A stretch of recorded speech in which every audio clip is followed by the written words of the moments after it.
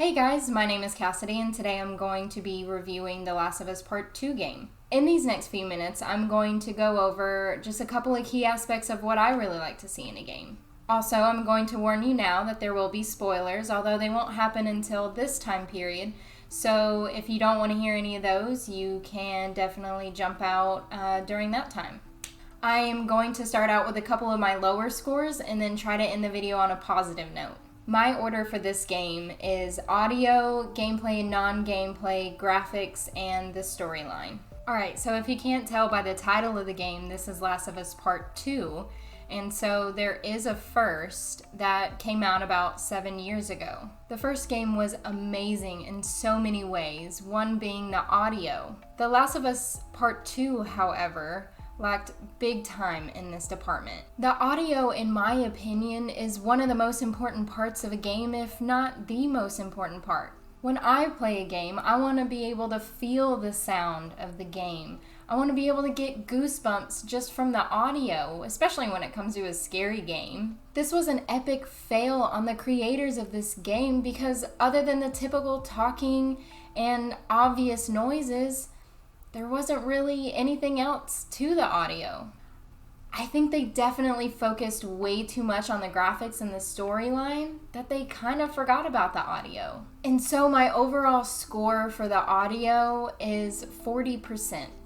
When it comes to the gameplay and non-gameplay, I'm going to grade it almost as like a ratio. And so there was just too much non-gameplay for my taste. It was almost like a show or a movie rather than a game. The actual gameplay itself was amazing.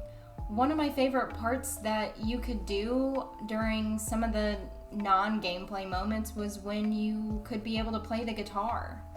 But other than that, I think that was pretty much it. I have to think back if there was anything else that you could do during the non-gameplay that they try to make more interactive, but I think for the most part, playing the guitar was the only thing that they included for the non-gameplay.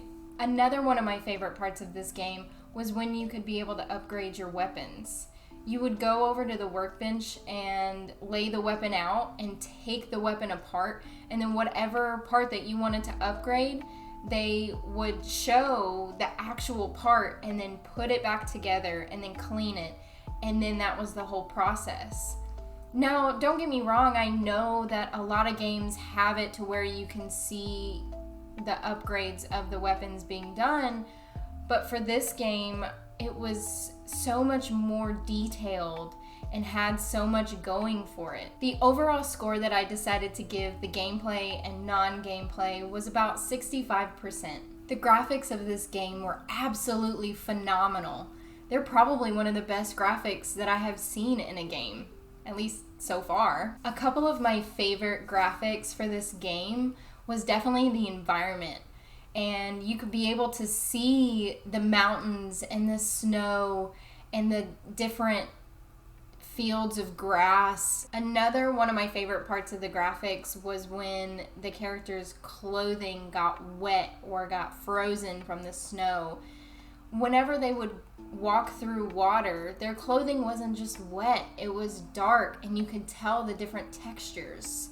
Same with the snow. The parts where they would walk through the snow would be frozen. It is very hard to get perfect graphics in a game, especially if the game is meant to look real. And for games like that, there's always going to be room for improvement. So my score for the graphics was about 85%. The storyline was amazing. The creators of this game had to make sure that the storyline was going to be just as good as the first, if not better. And I definitely think that they didn't disappoint until the very end. Alright, so now we are at the time where spoilers are gonna happen. In this game, you play two main characters, which is Ellie and Abby. In this game, these two characters are on complete opposite sides of this kinda like gang war, I wanna say. And so this whole game is focusing on both sides, especially through these two main characters, where they're constantly getting revenge on each other. It is completely different than the first game, when the first game mainly focused on zombies, and yet there's still zombies in this game, although that's not their main focus. So the point of the storyline that I didn't really care for was at the very end when Ellie went back to her house and the room that had all of her belongings in, she went to go play the guitar and she ended up setting the guitar down and walked out of the house, and right before the credits roll up, you see her walking out in the distance.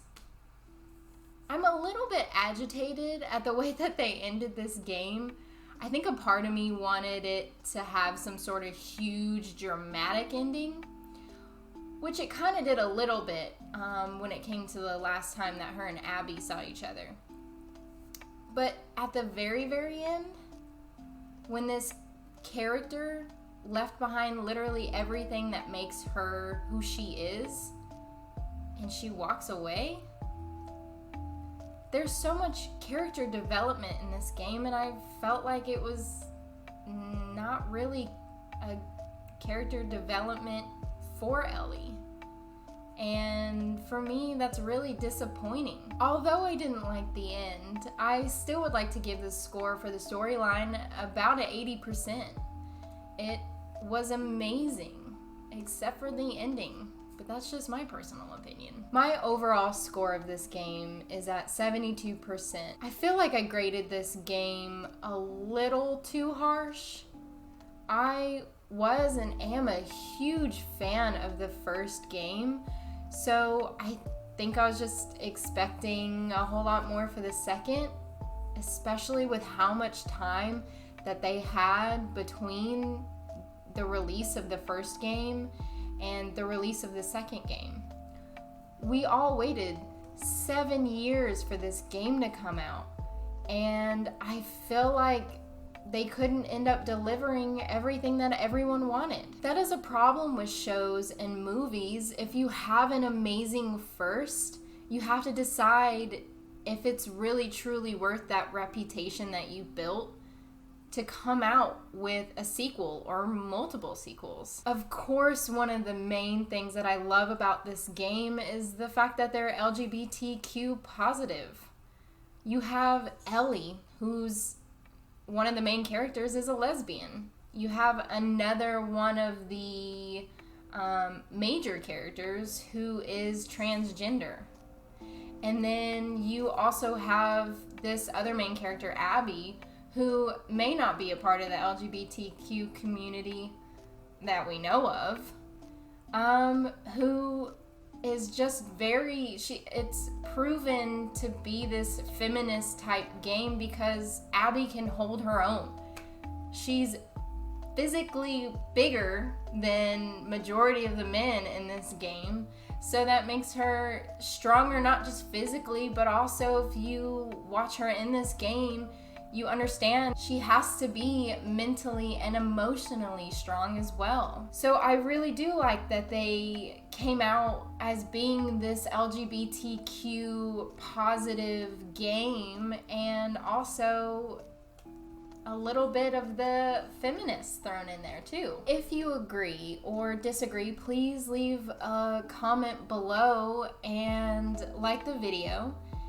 Also, if you would like to see me live, I do go live on Twitch Monday, Tuesdays, and Wednesdays, 6:30 p.m. to 10 p.m. Eastern Time. Please don't forget to like, comment, subscribe, and check me out on Twitch.